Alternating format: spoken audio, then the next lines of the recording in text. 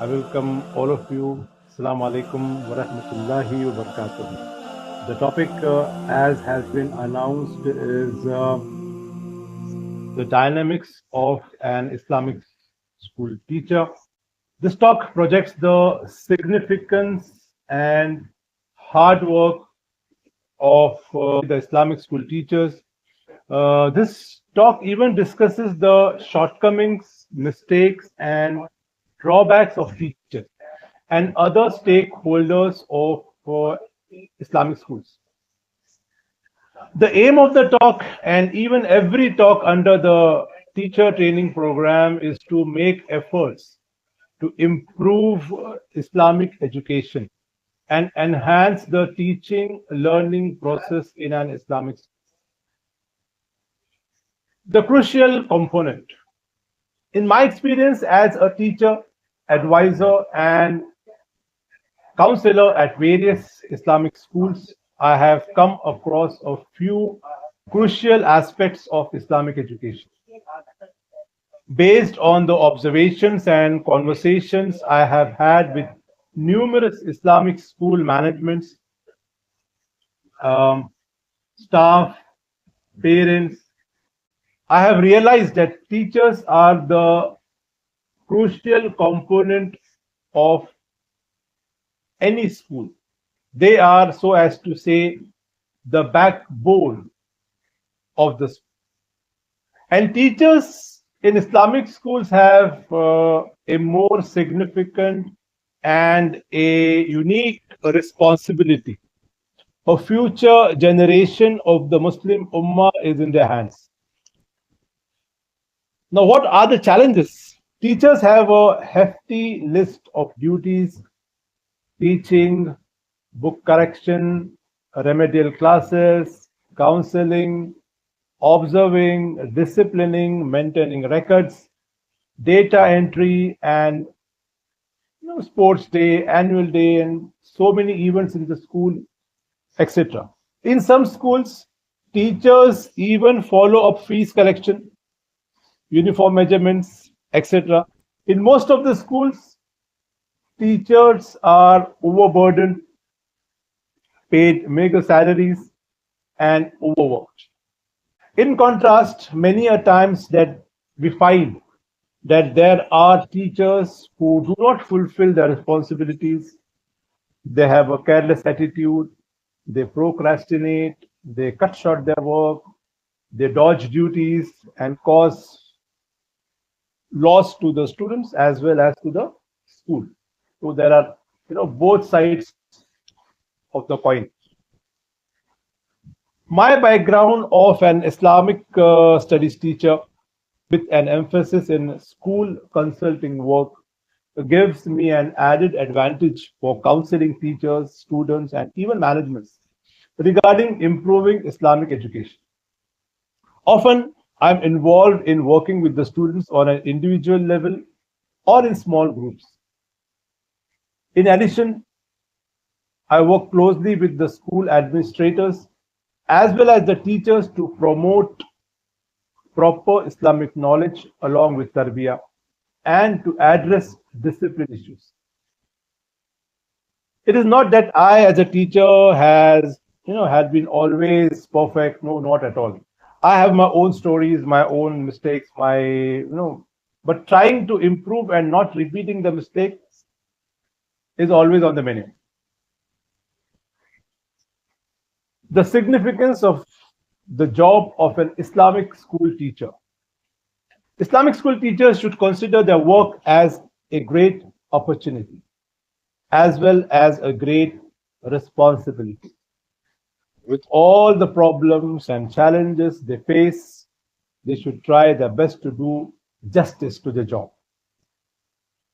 What is significantly extraordinary about an Islamic teacher's job, however, is the ability to instill the deep and beautiful message of Islam through examples from the Quran and Sunnah. Imparting tarbiyah along with talim should be the motto of every teacher in an Islamic school. To develop a productive, positive, and a dynamic future generation, should be every teacher's objective. Providing academic and social support and instilling essential religious values needed for a constructive Islamic identity in the students are a few opportunities for an Islamic school teacher. It is important to focus on instilling and encouraging positive behaviors both on an individual and a school-wide level.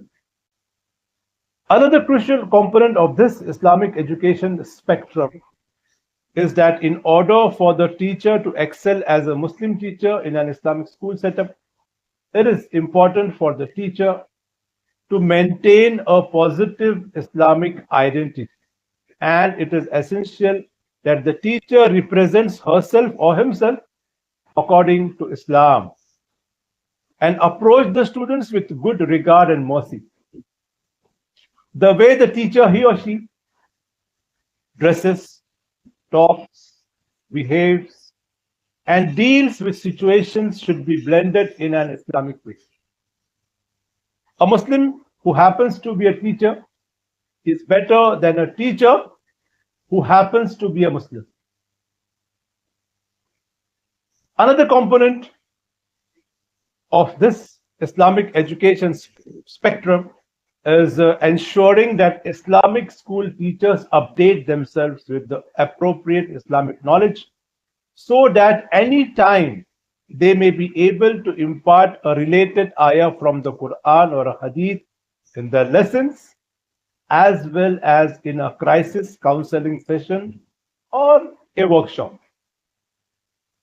Islamic school teachers have to put up with this extra work that would get them lots of rewards. Sawab. With the application of this pedagogy, the students will come to realize that our faith has instilled these values so many years ago. Management should see to it that regular tazkiyah classes are conducted for teachers and other staff. The lesson plans of every teacher should reflect points pertaining to the integration of Islam in academic subjects. Should all the teachers of an Islamic school be certified? Many would say that all teachers should be certified. Certification is a great starting point, but it has to be more than that, especially for Islamic schools. For me, certification is good. It's a good starting point, but it is not the whole and soul of Islamic education. There are many talented, hugely talented teachers, dedicated teachers, sincere teachers who don't have the paper, that is the certificate, but they are most effective in terms of imparting education. Many teachers don't know how to mesh Islam with school education, and that is just one of the many issues we need to tackle. Through workshops and trainings arranged by the school managements, the teachers learn to improve Islamic education through the development of meaningful applications and deep understanding of the prophetic pedagogy. The limitations and drawbacks of some Islamic schools are very interesting. Most of us would agree that there are issues with Islamic schools and that these issues should be brought to light in a positive way. We know our schools are not perfect. We still have a lot of disciplinary issues on a regular basis. We have untrained and incompetent teachers. We have limited infrastructure. We have lack of professionalism in school administration. But we have to do our best to improve and rectify. We all, educators and teachers, can serve as a support for directing Islamic schools in a positive direction. But this positive attitude depends on the sincerity and seriousness of the management. The main stakeholder, the management, should be sincere and serious in finding solutions to these problems in a holistic way. A lot is also expected from the supervisors and the principals and the coordinators in this spectrum. As they say, the teacher is the school. The challenges are the same for most of the schools, even in Islamic schools. Yes, we have teachers that cannot teach properly. Yes, some teachers still think that it is okay to hit the students or yell at them or abuse them. Yes, some teachers cannot speak English properly, and it makes it hard for the students to understand the material. Yes, some teachers do not know Arabic, even the Arabic teachers, they don't know Arabic properly. But it would really help if they did. And yes, with a nod to character education, some teachers do gossip, misbehave, even though they encourage students not to throughout their teaching day. We have teachers who are not punctual. We have teachers who are lazy, who shirk their responsibilities. We have our own good and bad teachers. No issues. On the other hand, we have severely underpaid teachers. We have overburdened teachers. We have overworked teachers. We have mistreated teachers.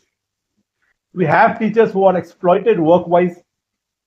So Muslim educators have to look at both the sides of the picture and find appropriate solutions. Poking fun at Islamic schools has become very common. Making fun has become very common. We, the Islamic educators, can ignore and go on doing our good work. But maybe we should take it seriously sometimes. The issues that it pokes fun at are very serious. If we as Muslim educators take it seriously, then perhaps we'll actually own up and do something about it. Does it mean that all Islamic schools are like this? Of course not. Does it mean that we should shy away from and deny the real issues plaguing quality Islamic education? Not at all. Does it mean that we all could use a bit of self-reflection and consider how to improve our own school? Definitely. As a facilitator for the Islamic Teacher Education Program, I have the opportunity to work with Islamic school teachers, and time and again the issues are the same. Denying that these realities exist puts our children in jeopardy and the future of the Muslim community at risk. I believe that it's okay to smile at our circumstances, at our shortcomings, but they shouldn't replace the efforts to improve them constantly and consistently.